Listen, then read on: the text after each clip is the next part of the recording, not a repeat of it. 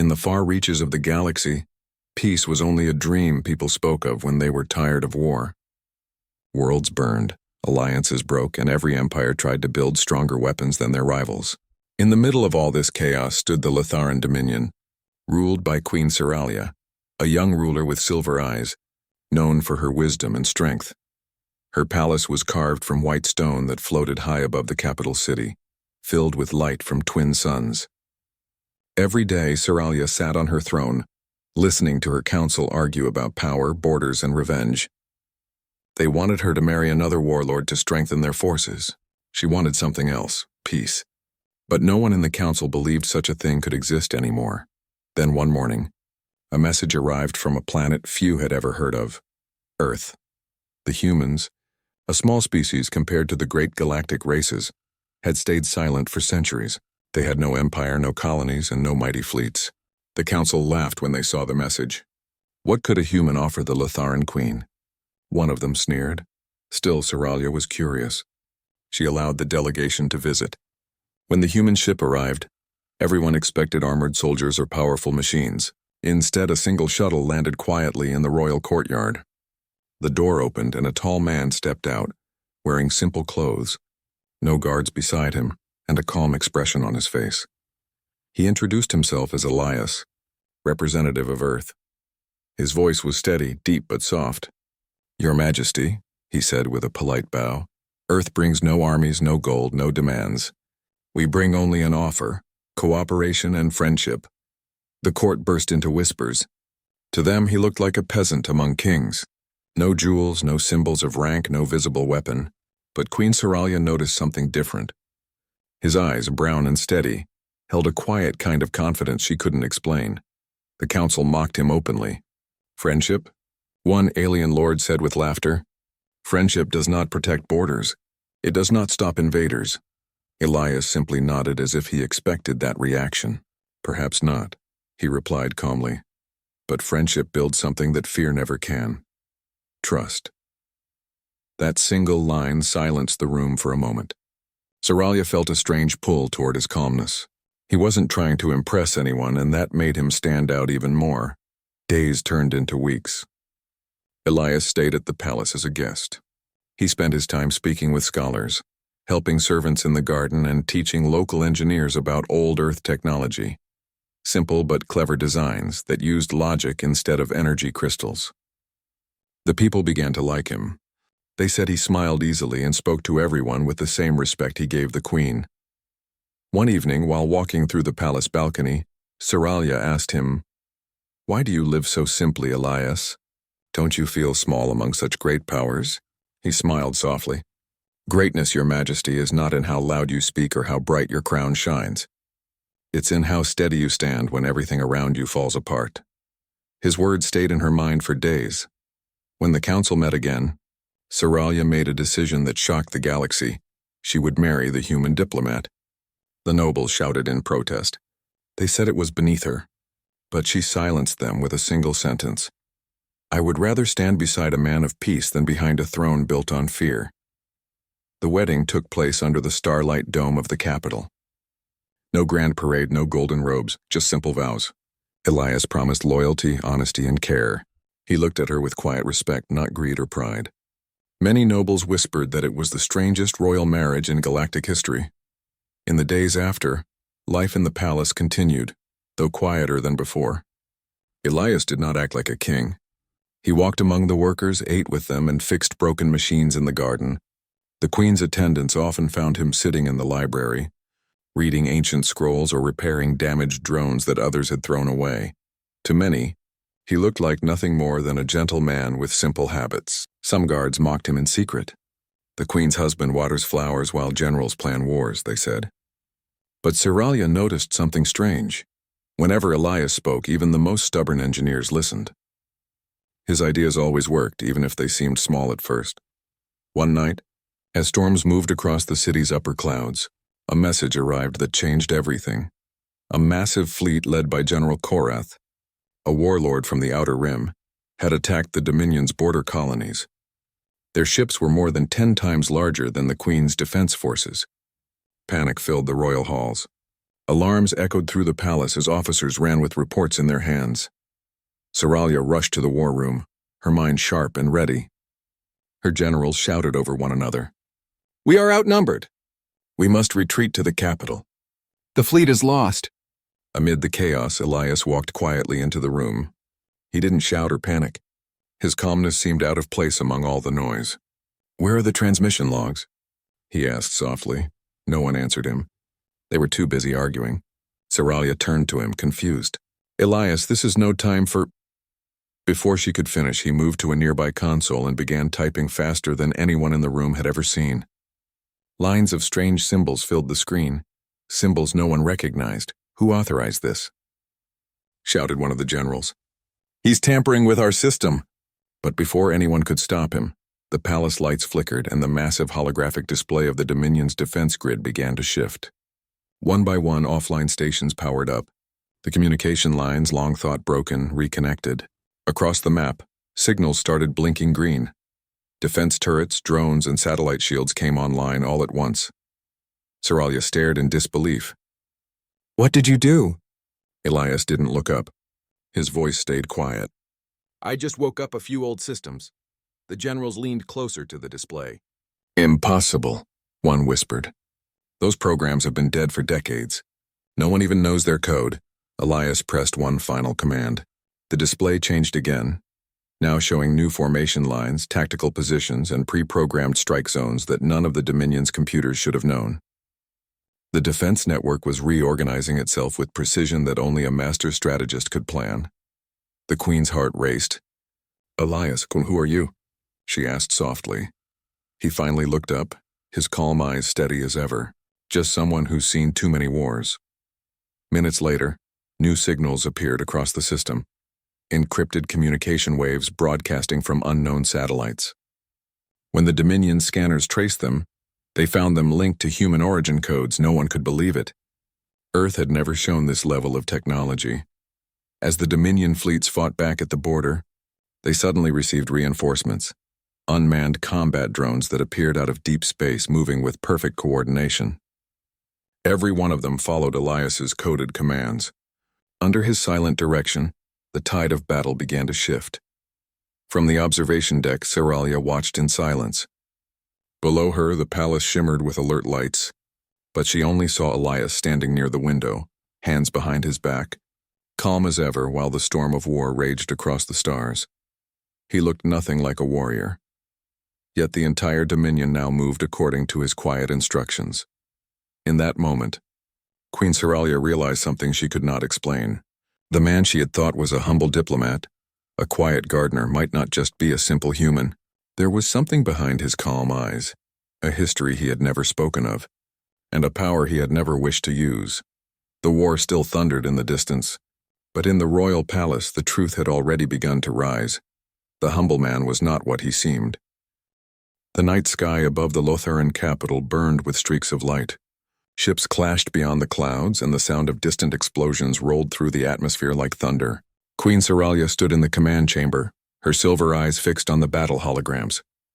Entire fleets moved across the stars, and every moment felt like the edge of disaster. But something strange was happening. The Dominion's ships, once disorganized, now moved with perfect rhythm. They changed formation just before the enemy could strike. They fired at the right second, shielded at the right angle. Every move looked as if someone could see the future. That someone was Elias. He stood before the main console, calm as ever, typing in commands at incredible speed. His voice was quiet but firm. "Squadron Delta, break right. Gamma Wing, hold position, wait, now fire." Every order worked like magic. The alien generals who once mocked him could only stare in disbelief. How does he know their movements before they happen? One whispered. Seralia moved closer.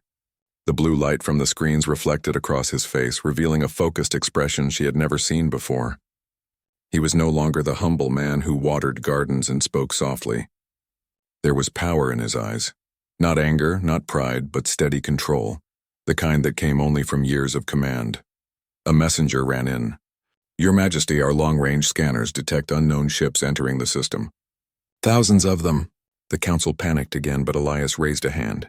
"Show me their identification codes." The messenger projected the data. Strange letters and symbols appeared on the display, a mixture of old human language and encrypted marks unseen for centuries. Elias studied them quietly, then he smiled faintly. They came. What came? Seralia asked. The Terran Defense Fleet, he said simply. What's left of it? Gasps filled the room. For generations, the Terran Defense Fleet was believed to be a myth, the last human armada that vanished after the Great Collapse.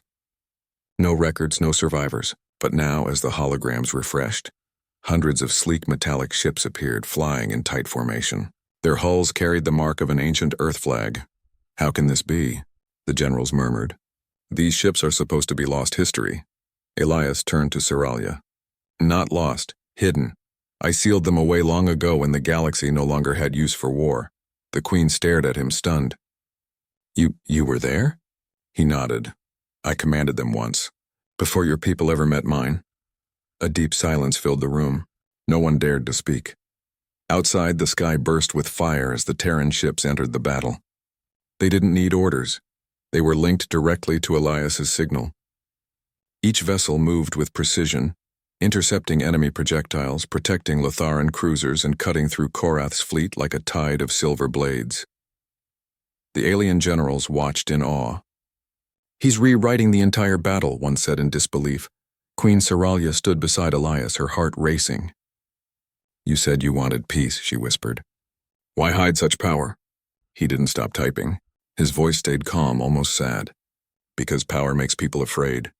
They start to see weapons instead of people. I wanted you, all of you, to see what humanity really stands for first. The war outside reached its height.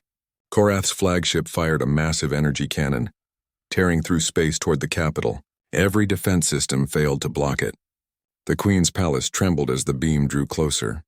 Panic spread through the control room. Elias stepped forward and entered a code so fast the computers barely kept up. The sky darkened and suddenly, a grid of golden shields unfolded over the capital like a giant flower.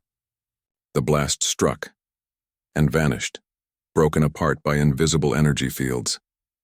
The people watching from the city streets fell to their knees, cheering. The humble human had just saved them all. But the battle was not over. The Dominion fleets chased Korath's remaining ships toward the border. Elias opened a direct channel to the enemy flagship. On the screen appeared General Korath, a towering creature with steel-gray skin and burning yellow eyes.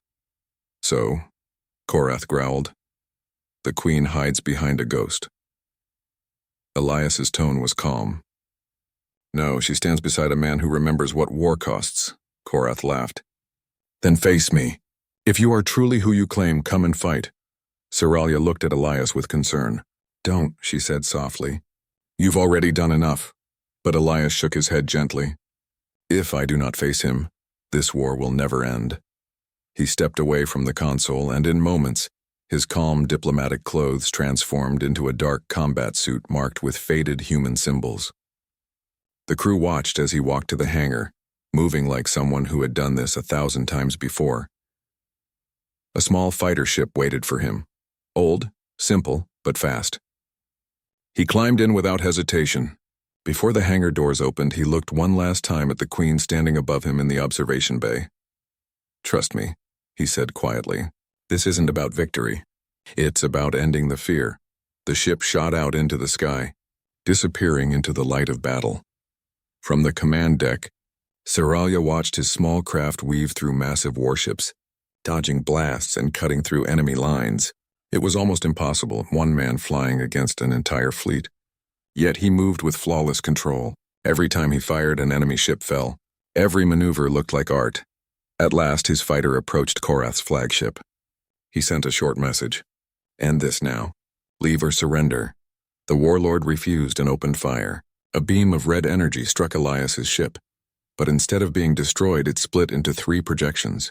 The old Terran fighter used a rare technique, quantum mirroring. The enemy's sensors couldn't tell which was real.